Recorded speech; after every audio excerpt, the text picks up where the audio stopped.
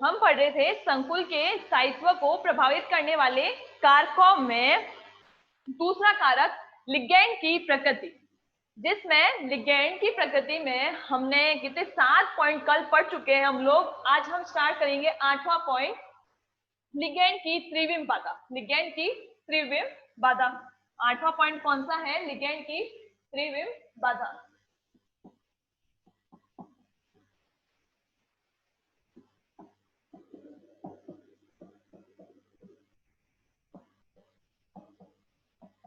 देखो, अब लिगैंड की त्रिविम बाधा जो है वो संकुल के स्थायित्व को कैसे प्रभावित करती है तो उसको हम देखेंगे। ठीक है, तो अब देखो, लिगैंड के दाता परमाणु पर प्रतिस्थापियों की संख्या बढ़ेगी या बढ़ने के साथ क्या होगा? त्रिविम बाधा बढ़ेगी, और त्रिविम बाधा बढ़ने से क्या होता है? संकुल का स्थायित्व घटता है, यानी कि संकुल का स्थायित्व जो है वो त्रिविम बाधा के क्या हो गया? व्युत्क्रमानुपाती हो गया।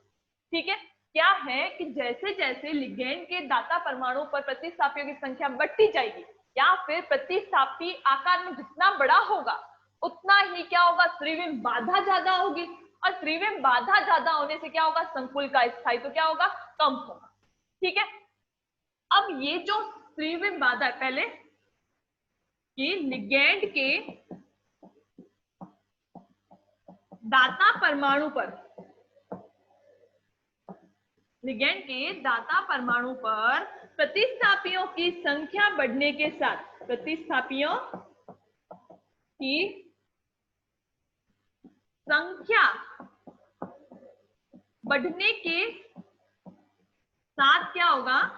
लिगैंड के दाता परमाणु पर प्रतिस्थापियों की संख्या बढ़ने के साथ त्रिविम बाधा में वृद्धि के कारण, त्रिविम बाधा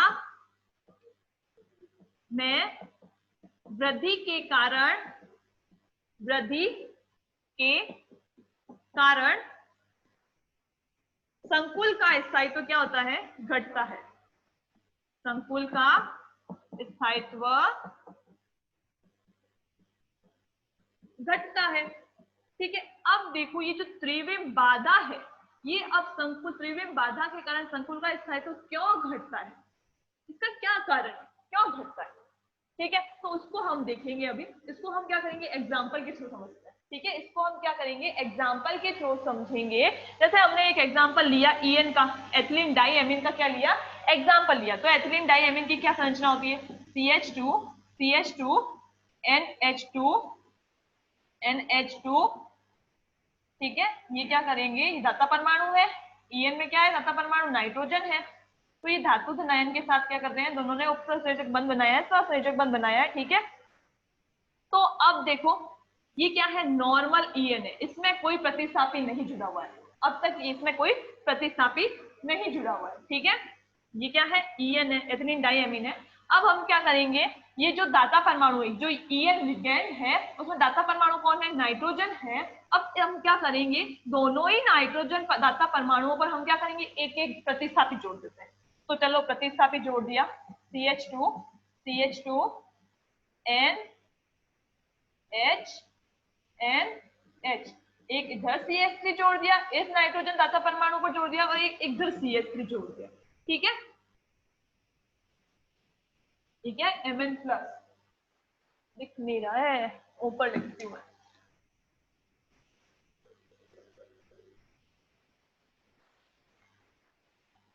ठीक है, अपन ने एग्जाम्पल किसका लिया है? EN का लिया है एग्जाम्पल, CH2 NH2 और ये धातु धनायन के साथ क्या बन रहा है? दाता परमाणु बंध बना रहा है Mn प्लस। ये क्या है? नॉर्मल EN का उदाहरण है। अब हमने क्या किया? ये जो EN लिगैंड में दाता परमाणु कौन से हैं? नाइट्रोजन दाता परमाणु है। तो हमने क्या किया? इस लिगैंड के दाता परमाणु पर एक एक प्रतिस्थापी जोड़ दिया। तो चलो प्रतिस्थापी जोड़ने पर क्या होता है? CH2 NH, इधर भी NH Mn प्लस। ठीक है, Mn प्लस। अब हमने क्या किया? इस दाता परमाणु पर एक एक मिथाइल प्रतिस्थापित जोड़ दिया।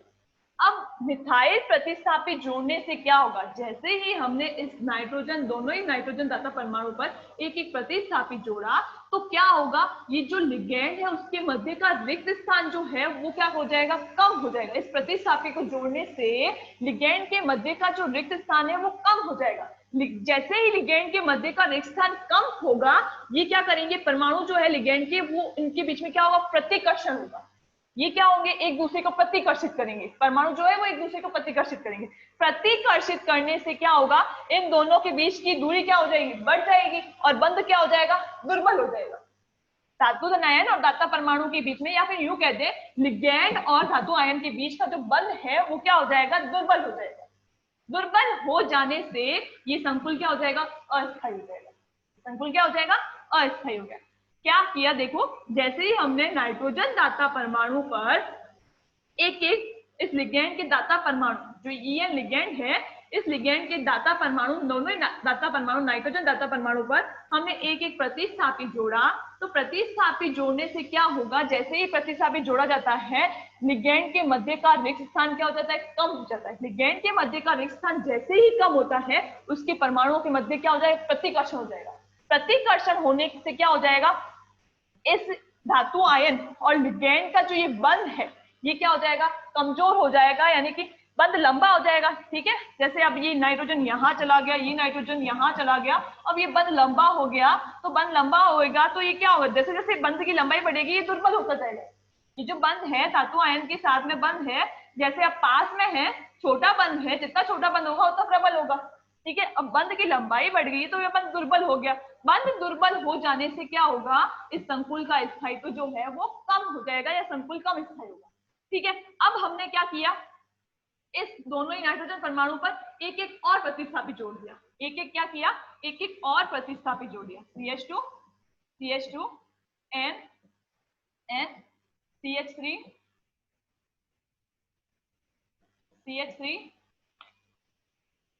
CH3 CH3 and CH3। ठीक है,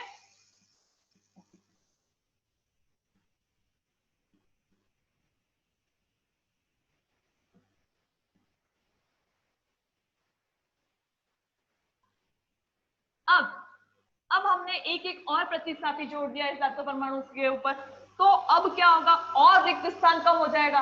और प्रतिस्थापी जोड़ा तो और रिक्त स्थान कम हो जाएगा लिगेंड के मध्य, और रिक्त स्थान कम हो गया तो और ज्यादा प्रतिकर्षण होगा, और ज्यादा प्रतिकर्षण होगा तो ये बंध इससे भी कमजोर हो जाएगा।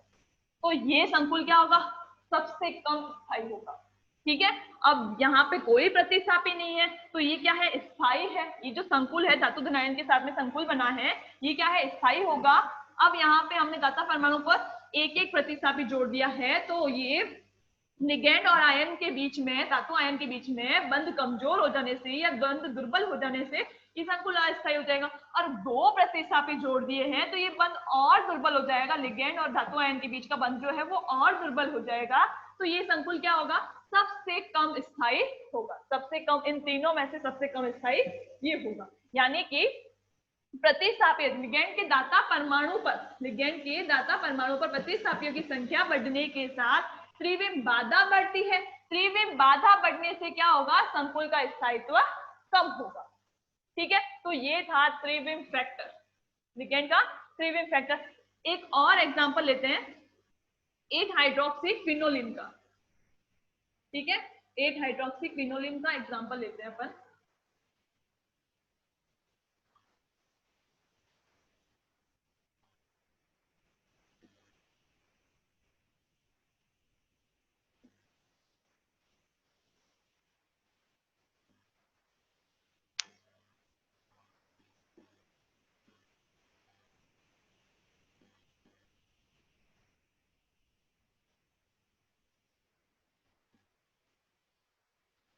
डायरेक्ट है, डायरेक्ट बना देते हैं बॉन्ड।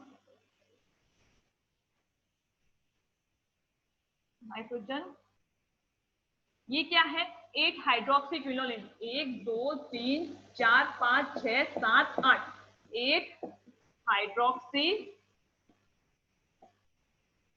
क्विनोलिन। ठीक है, ये क्या है, 8 हाइड्रोक्सी क्विनोलिन है। ठीक है, अब हमने क्या किया, इसके ऊपर एक और प्रतिस्थापी जोड़ दिया। प्रतिस्थापी जोड़ने पर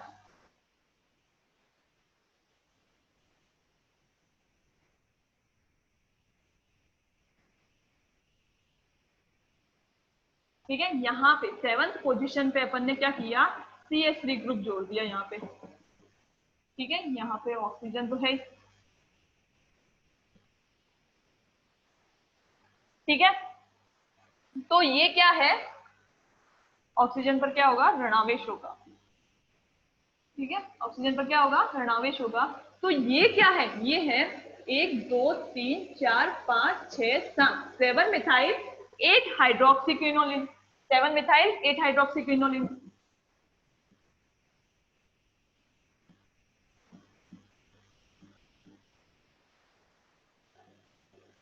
क्विनोलिन।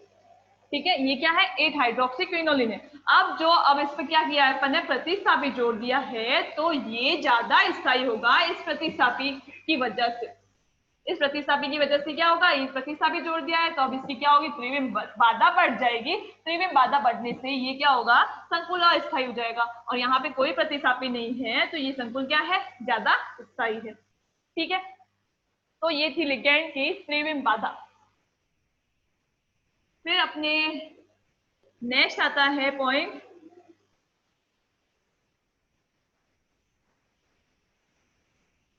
नेक्स्ट पॉइंट आता है टेम्पलेट प्रभाव। नंबर 9 पर टेम्पलेट प्रभाव। टेम्पलेट प्रभाव क्या है,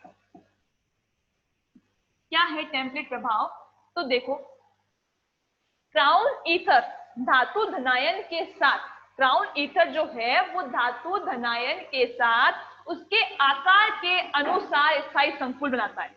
क्राउन ईथर जो है वो धातु धनायन के साथ उसके आकार के अनुसार स्थायी संकुल बनाता है। और आकार के अनुसार धातु धनायन के चयन के प्रभाव को ये क्या बोलते हैं, टेम्पलेट प्रभाव बोलते हैं। पहले मैं ये परिभाषा लिख देती हूँ, फिर मैं उसको समझाऊंगी। ठीक है, तो क्या है, क्राउन ईथर धातु धनायन के साथ, क्राउन ईथर धातु धनायन के साथ उसके आकार के अनुसार, उसके आकार के अनुसार, क्राउन ईथर धातु धनायन के साथ उसके आकार के अनुसार स्थायी संकुल बनाता है। स्थायी संकुल बनाता है। ठीक है, क्राउन ईथर जो है वो धातु धनायन के साथ उसके आकार के अनुसार स्थायी संकुल बनाता है। तो आकार के अनुसार धातु धनायन के चयन की प्रक्रिया या चयन के प्रभाव को क्या बोलते हैं, टेम्पलेट प्रभाव कहते हैं। आकार के अनुसार, आकार के अनुसार धनायन के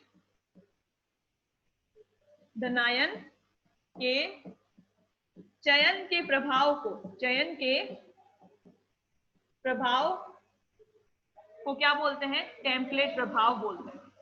क्या बोलते हैं, टेम्पलेट प्रभाव कहते हैं। ठीक है, अब सबसे पहले ये तो था टेम्पलेट प्रभाव की परिभाषा। अब सबसे पहले हम बात करते हैं क्राउन ईथर किसे कहते हैं। जानते हो कोई क्राउन ईथर के बारे में, क्राउन ईथर क्या होता है, तो देखो, क्राउन ईथर क्या होते हैं, ये बहुदंतुक लिगैंड का एक विशेष वर्ग पॉली ईथर होता है। क्या होते हैं, क्राउन ईथर पॉली ईथर होते हैं। मैक्रोसाइक्लिक, मैक्रोसाइक्लिक यानी कि दीर्घ चक्री पॉली ईथर होते हैं। Macrocyclic poly ether, macrocyclic poly ether यानी कि दीर्घ चक्री पॉली ईथर, या दीर्घ चक्री पॉली ईथर होते हैं। ठीक है, अब इनका नाम क्राउन कैसे पड़ा। ठीक है, इनका नाम क्राउन कैसे पड़ा, जैसे मैं एक एग्जांपल लेती हूँ, इसको एक एग्जाम्पल लेती हूँ मैं, उसको एग्जाम्पल के थ्रू देखते हैं अपन। ठीक है, मैं एक क्राउन ईथर का एग्जाम्पल लेती हूँ।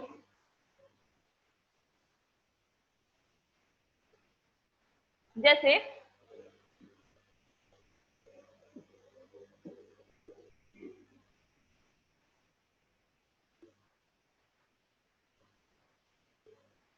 क्राउन का मतलब क्या है, तुम जानते हो? क्राउन का मतलब क्या? हाँ, ताज, मुकुट के समान, है ना। अब ये क्या है? ये है, इसका नाम है 12 क्राउन ईथर, 12 क्राउन 4। इस क्राउन ईथर का नाम क्या है? 12 क्राउन 4। इस क्राउन ईथर का नाम क्या है? 12 क्राउन 4। अब देखो, सबसे पहले हम बात करते हैं कि इसका नाम क्राउन कैसे पड़ा। ठीक है, तो ये देखो, अब ये जो स्ट्रक्चर है क्राउन ईथर की, जो भी ये स्ट्रक्चर है, पॉली ईथर है एक तरह का। क्राउन ईथर क्या होता है? पॉली ईथर होते हैं, क्योंकि देखो ये ROR, ROR, ROR, ROR क्या है? पॉली ईथर है, बहुत सारे ईथर ग्रुप जुड़े हुए हैं इसके अंदर। तो ये क्या, एक तरह की पॉली ईथर होता है। ठीक है, तो अब देखो, जब हम इस मॉलिक्यूल की स्ट्रक्चर को 3 डायमेंशन में देखेंगे, क्रिस्टलोग्राफी के 3 डायमेंशन में देखते हैं, तो इसकी स्ट्रक्चर कैसे दिखाई देती है? एक क्राउन के समान दिखाई देती है, ताज के समान इसकी स्ट्रक्चर दिखाई देती है, क्राउन लाइक स्ट्रक्चर दिखती है अपन को। तो इसलिए इसका नाम क्या है? क्राउन है। और ईथर की वजह से क्या है? ईथर। तो क्राउन ईथर। ठीक है, 3 डायमेंशन में अगर हम इस मॉलिक्यूल की स्ट्रक्चर को देखते हैं, तो अपन को एक क्राउन लाइक स्ट्रक्चर दिखाई देती है। तो इसलिए इस वजह से इसको क्या बोलते हैं? क्राउन ईथर बोलते हैं। ठीक है, अब इस क्राउन ईथर में क्या होता है? एक रिपीटिंग यूनिट होती है। रिपीटिंग यूनिट कौन सी है?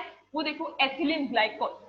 in most of the cases in most of the cases macrocyclic polyether are cyclic ether। ये क्या है? साइक्लिक ईथर है। ये क्या है? क्राउन ईथर क्या है? साइक्लिक ईथर है। तो in most of the cases macrocyclic polyether are cyclic ether of ethylene glycol, ethylene glycol। ठीक है, एथिलीन ग्लाइकॉल के चक्रीय ईथर। चक्रीय ईथर किसके हैं? एथिलीन ग्लाइकॉल के। ठीक है, अब ये जो एथिलीन ग्लाइकॉल है, इसकी स्ट्रक्चर क्या होती है? CH2 CH2O। क्या होती है? CH2 CH2O। ये पॉली ईथर है, इसलिए क्या लगाएंगे? ब्रैकेट के बाद N लगाएंगे। पॉली ईथर है, ब्रैकेट के बाद क्या लगाया अपन ने? N लगा दिया।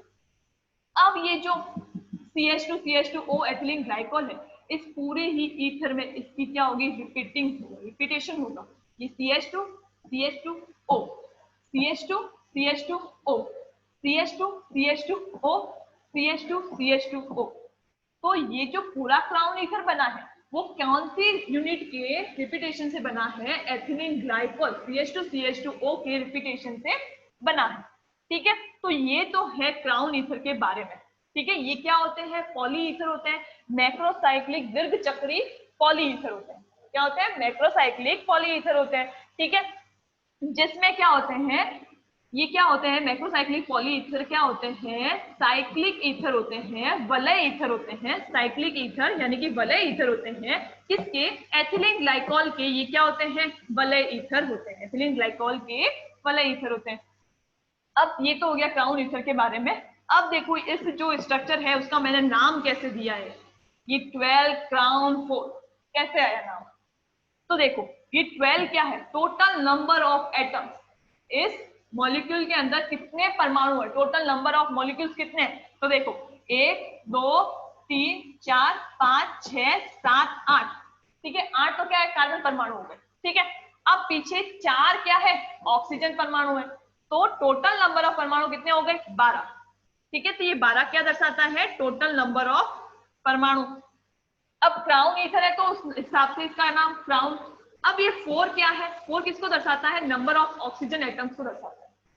कितने ऑक्सीजन एटम है इसके अंदर? 4 ऑक्सीजन एटम है। तो इसका नाम क्या हो गया? इस मॉलिक्यूल का नाम क्या हो गया? 12 क्राउन 4। 12 क्राउन 4। ठीक है, तो ये है क्राउन ईथर। अब देखो, इस पॉलीईथर में इस पॉलीईथर में क्या होता है? समतलीय। ये पॉलीईथर जो है वो समतलीय चक्रीय बहुदंतक लिगैंड है। ये जो पॉलीईथर है, ये क्या है? समतलीय चक्रीय है। और किसका है? उदाहरण, बहुदंतुक लिगैंड है। कौन सा है? बहुदंतुक लिगैंड।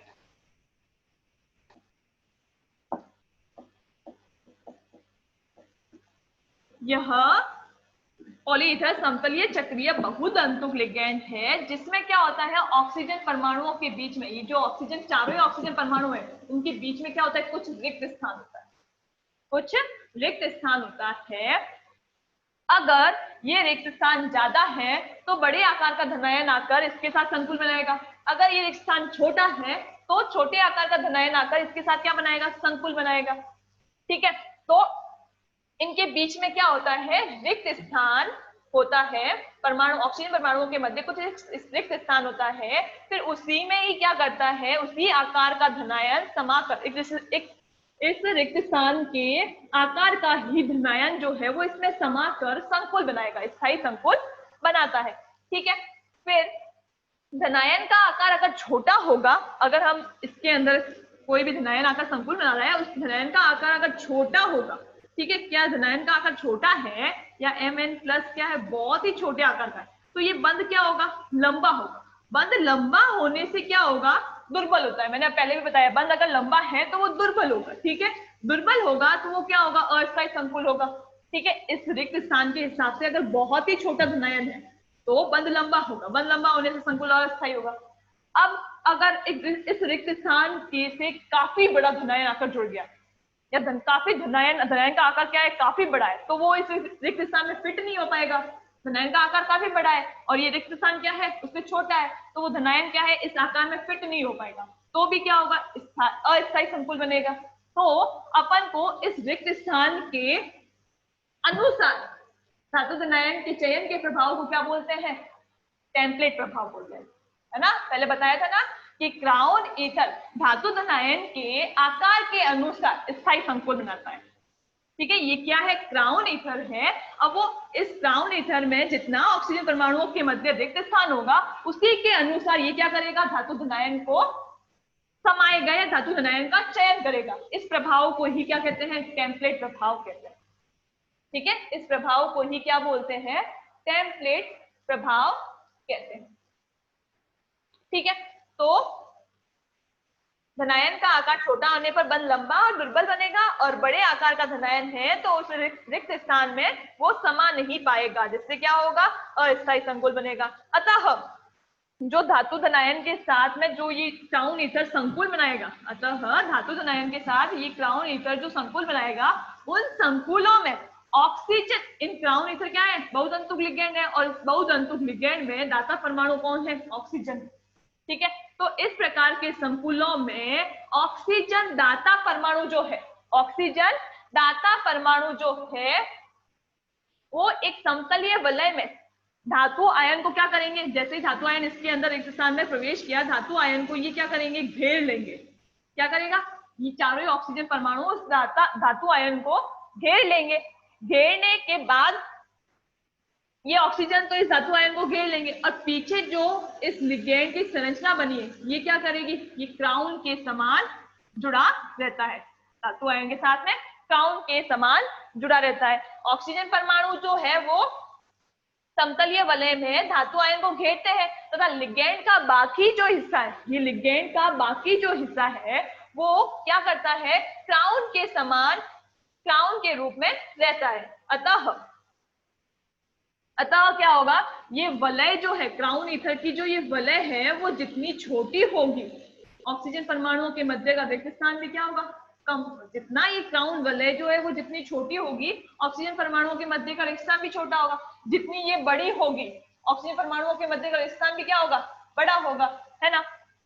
तो वलय जितनी छोटी होगी, ऑक्सीजन परमाणुओं के मध्य का रिक्त स्थान भी क्या होगा, कम होगा, और फिर उसी के आकार का, छोटे आकार का धनायन जो है वो इसमें आकर क्या होगा, समाकर स्थायी संकुल बनाएगा। ठीक है, उसी के आकार का धनायन आकर इसमें क्या करेगा, संकुल बनाएगा। और अगर वलय बड़ी है तो ऑक्सीजन परमाणुओं के मध्य का रिक्त स्थान भी क्या होगा, ज्यादा होगा, और फिर बड़ा धनायन आकर या इसके अंदर समाकर, रिक्त स्थान के अंदर समाकर क्या बनाएगा, स्थायी संकुल बनाएगा।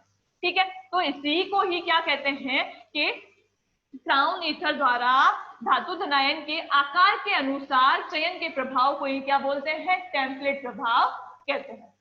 ठीक है, तो ये था टेम्पलेट प्रभाव कि अगर रिंग बड़ी है तो बड़े आकार का धनायन आकर इससे जुड़ेगा, और रिंग छोटी है तो छोटे आकार का धनायन का आकार का छोटे आकार का धनायन आकर इसमें जुड़ेगा।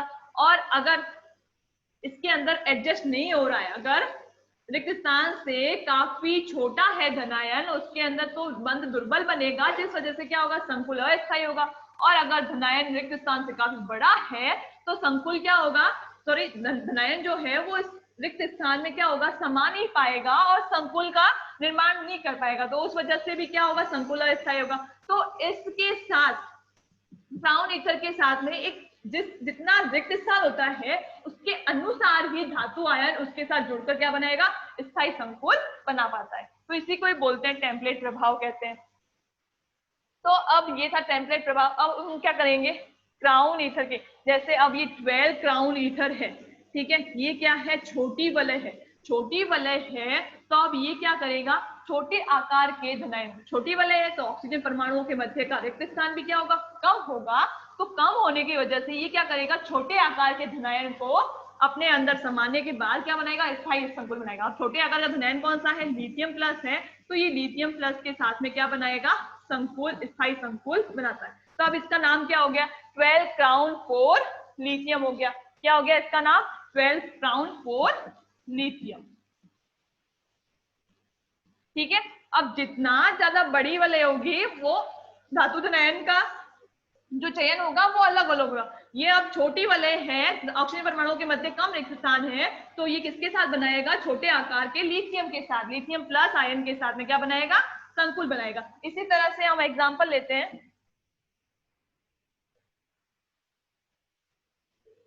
एक तरफ हम लेते हैं क्राउन ईथर और दूसरी तरफ हम लेंगे धातु धनायन का चयन। दूसरी तरफ हम क्या लेंगे, धातु धनायन का चयन करते हैं। ठीक है, एक तरफ हम लेंगे क्राउन ईथर, क्राउन ईथर और धातु धनायन का चयन। ठीक है, अब 12 क्राउन ईथर है, अगर 5 मिनट है, 5 मिनट में हो जाएगा। 12 क्राउन ईथर, 12 क्राउन ईथर है, ठीक है, 12 क्राउन 4 या 12 क्राउन 4 ईथर का, क्राउन ईथर का नाम क्या है, 12 क्राउन 4 है अगर, और मैं पहले सारे ईथर के नाम लिख लेती हूँ क्राउन ईथर के, 15 crown 6, 18 crown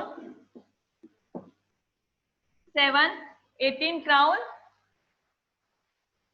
15 crown 5, 18 crown 6 and 21 crown 7, 21 crown 7।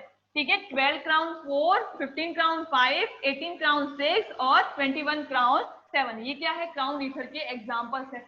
अब जितने जितने कार्बन परमाणुओं की संख्या बढ़ रही है, पहले 12, फिर 15, 18, 21 और ऑक्सीजन परमाणुओं की संख्या भी बढ़ रही है, तो जो ऑक्सीजन परमाणुओं के मध्य क्या रिक्त स्थान ज्यादा हो जाएगा, तो अब ये क्या करेंगे, इससे ये बड़े आकार के धनायन के साथ संकुल बनाएंगे। जैसे 12 क्राउन ईथर था तो ये किसके साथ बना रहा था, इसकी वलय क्या थी, छोटी थी, ऑक्सीजन परमाणुओं के मध्य रिक्त स्थान क्या था, छोटा था, तो ये छोटे आकार के धनायन के साथ में क्या करेगा, संकुल बनाएगा। फिर क्या हो जाता है, 15 क्राउन 5, 15 क्राउन 5 या 15 क्राउन 5 जो है, अब इसमें परमाणुओं की संख्या, इसकी वलय क्या होगी, इससे बड़ी होगी, इससे बड़ी होने की वजह से ऑक्सीजन परमाणुओं के मध्य रिक्त स्थान भी ज्यादा होगा, तो अब ये क्या करेंगे, बड़े आकार के धनायन के साथ में संकुल बनाएंगे। जैसे Na plus, calcium 2 plus, calcium 2 plus और स्ट्रोंशियम 2 प्लस के साथ में क्या करेंगे, ये संकुल बनाएंगे, यानी कि बड़े आकार के धनायन के साथ संकुल बनाएंगे। फिर 18 क्राउन 6 जो है वो इससे भी इसकी वलय जो होगी, 18 क्राउन 6 की वलय जो होगी वो इससे ज्यादा बड़ी होगी। ठीक है, अब ये इससे भी ज्यादा बड़े धनायन के साथ में संकुल बनाएंगे, जैसे पोटेशियम प्लस है, ठीक है, K प्लस है, बेरियम 2 प्लस है, मर्क्यूरी 2 प्लस है, बेरियम 2 प्लस है, मर्क्यूरी 2 प्लस है एंड रुबिडियम प्लस है, रुबिडियम Rb प्लस है। फिर आता है 21 क्राउन, इसकी वलय क्या है, सबसे बड़े है, तो ये सबसे बड़े आकार के धनायन के साथ बनाएगी संकुल, तो वो कौन सा है, सीजियम प्लस, कौन सा है, सीजियम प्लस। ठीक है, तो क्राउन ईथर धातु धनायन के साथ उसके आकार के अनुसार स्थायी संकुल बनाता है। आकार के अनुसार धातु धनायन के चयन के प्रभाव को क्या बोलते हैं? टेम्पलेट प्रभाव कहते हैं। तो ये था टेम्पलेट प्रभाव। फिर अपने नंबर 10 पे आता है दीर्घ चक्रीय प्रभाव। वो हम क्या करेंगे, नेक्स्ट क्लास में पढ़ेंगे दीर्घ चक्रीय प्रभाव को।